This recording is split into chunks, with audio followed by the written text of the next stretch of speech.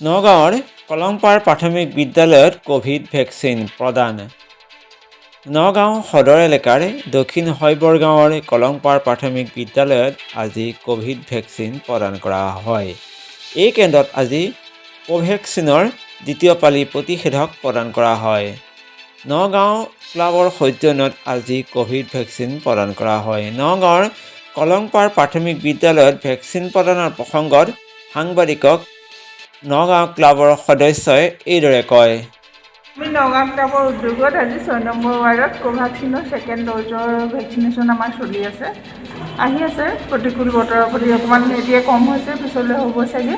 হয়, কিমান দিলে আজিলৈকে ভেকচিন আপোনালোকে? আমি ফাৰ্ষ্ট ড'জত দিছিলোঁ 266 আৰু এতিয়ালৈকে আমাৰ 30 হৈছে আৰু বাকীখিনি আহিব। ফাৰ্ষ্ট ড'জ যিখিনি লৈছে সেইখিনি ইয়াতে ল'বলৈ আহিব ছেকেণ্ড ড'জ। কোভাক্সিনৰ হোৱাৰ কাৰণে চাগে পাব্লিক কম হৈছে। অলপ এতিয়ালৈকেতো আমি কম পাইছোঁ আৰু বিভিন্ন জেগাত দি আছে ন, যাৰ যেনেকৈ সুবিধা হয় তেনেকৈ লৈ লৈছে মানুহখিনিয়ে। হয়,